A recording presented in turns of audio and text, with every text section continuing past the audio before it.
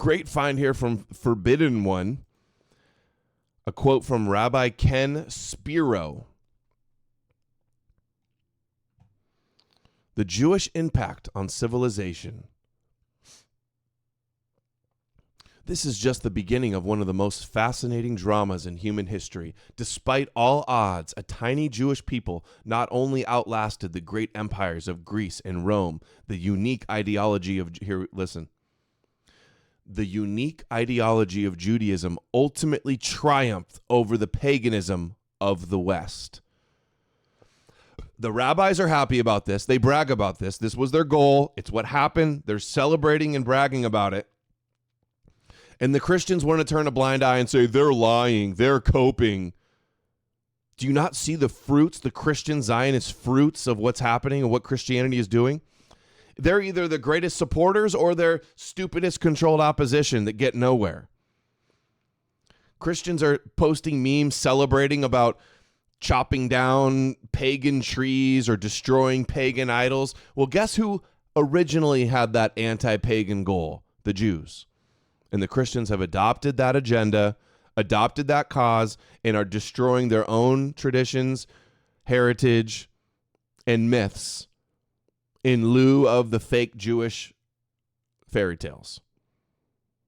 The unique ideology of Judaism ultimately triumphed over the paganism of the West.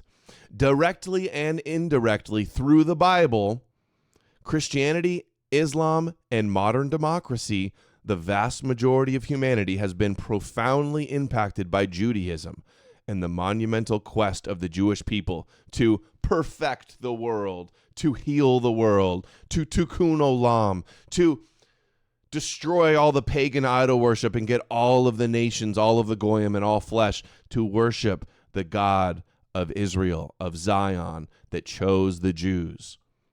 That's their whole goal, and they brag Christianity and Islam helped fulfill that.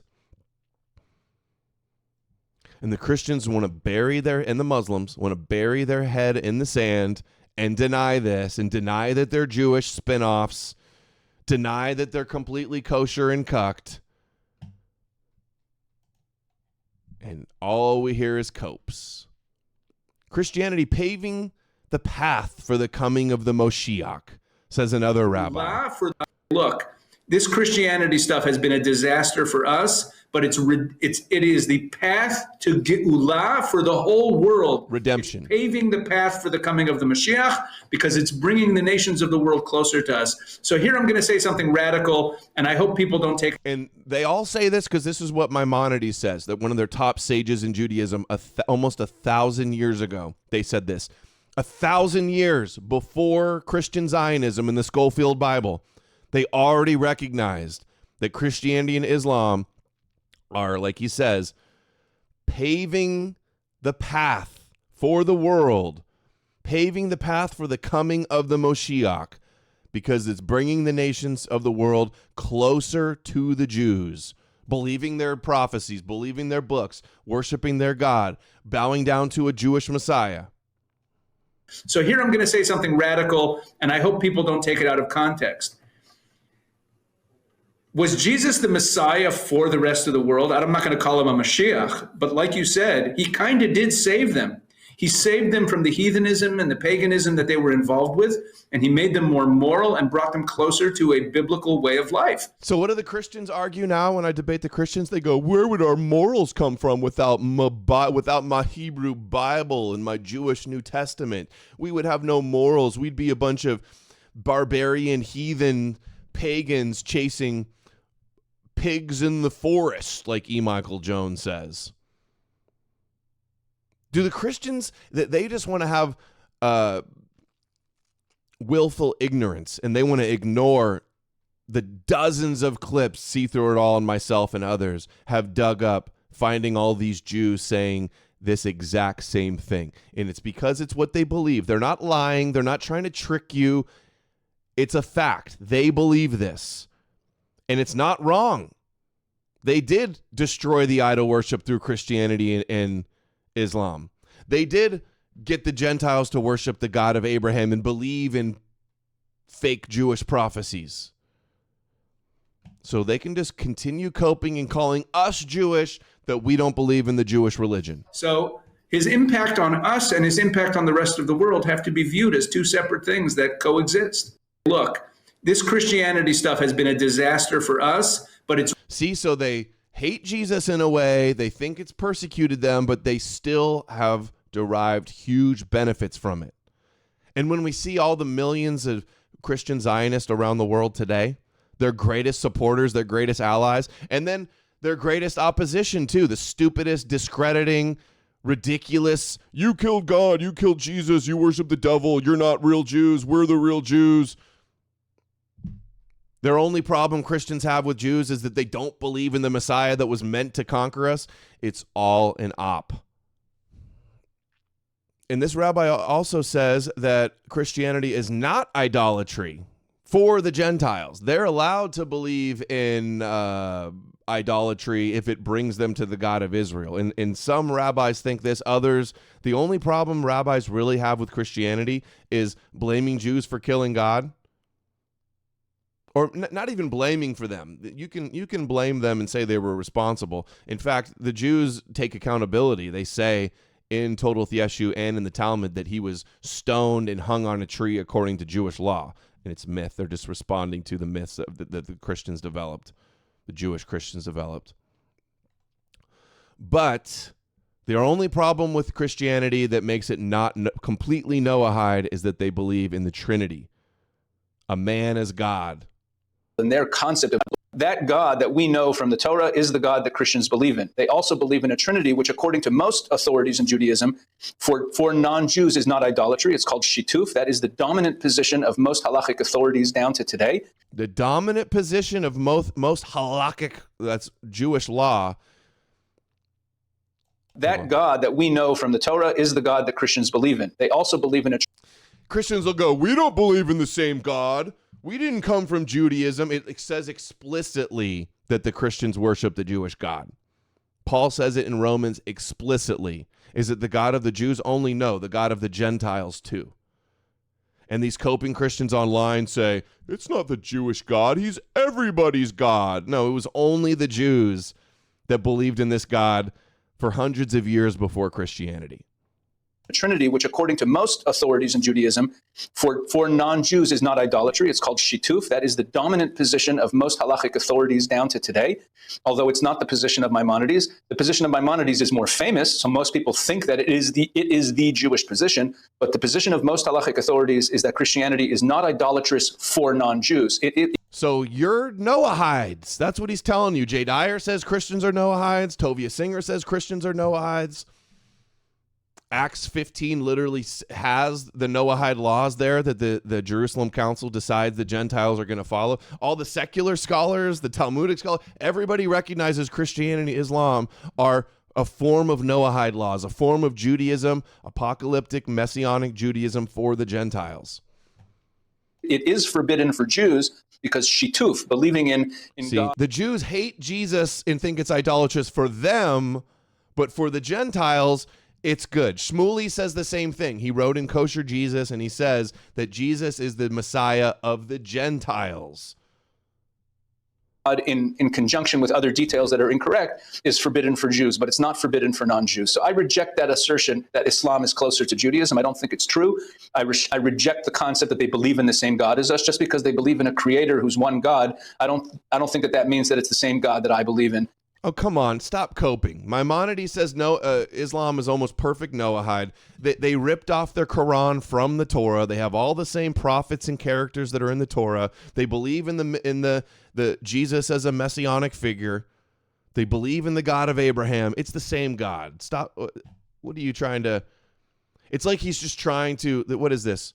Jewish Christian ties in 2024. Israel, or I don't know what site this is. But he's trying to get close with the Christians and turn them against the Muslims here. That's why he's denying that Muslims are also Noahide. Because the God that I believe in, I know from the Tanakh. When the Rambam says that it's permissible to teach Torah to Christians but not to Muslims, it makes people very surprised. Why why shouldn't I teach Torah to Muslims? And I think Maimonides, the Rambam, saw that although the Muslims at a theological level in their concept of who God is, it might not be idolatrous. Look, atheism is also not technically avodah zarah, but it's obviously as far away from our beliefs as anything else. And back to your point about in light of recent events, I'm much more concerned about how someone treats us than with what the details of their understanding. Yeah, see through it all. What he's saying is that the Quran is not the Tanakh unedited like it is in Christianity.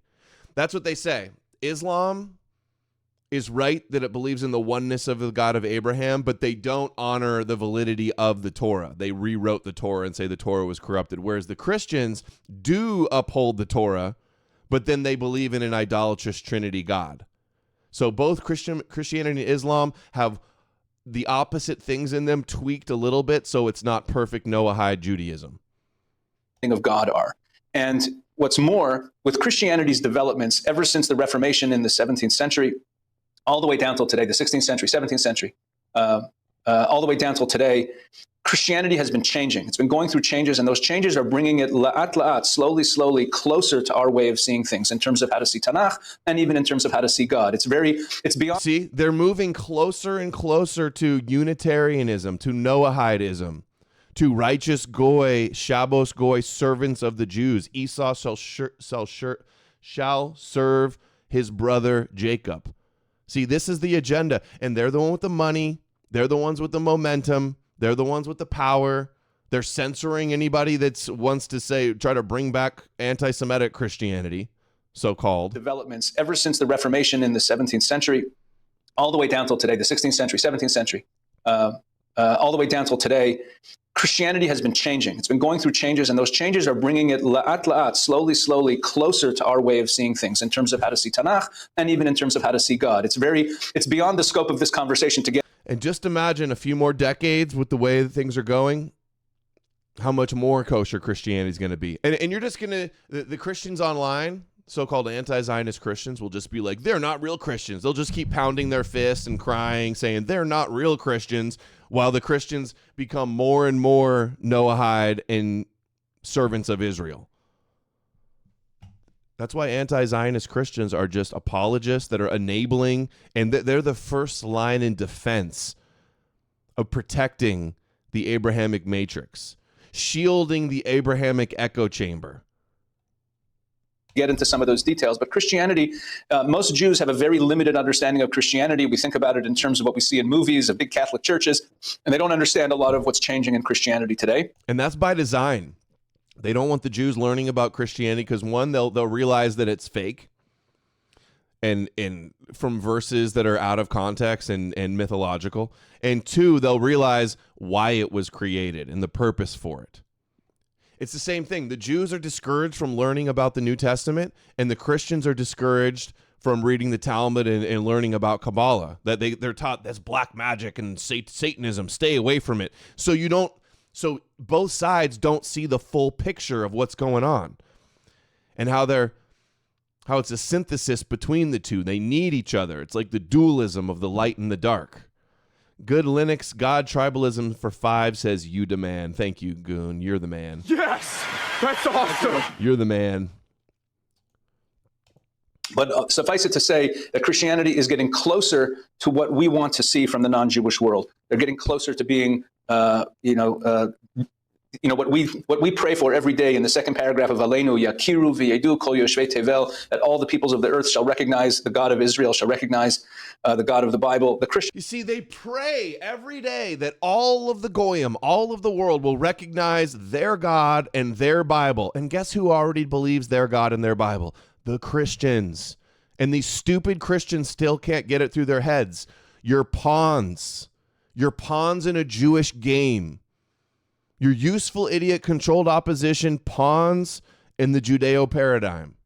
Christians are much closer to that than more every day in the second, what we pray for every day in the second paragraph of Aleinu, Yakiru v'yedu kol yoshvei tevel, that all the peoples of the earth shall recognize the God of Israel, shall recognize the God of the Bible. The Christians are much closer to that than the Muslims are at this point, and I think that's what we should focus on.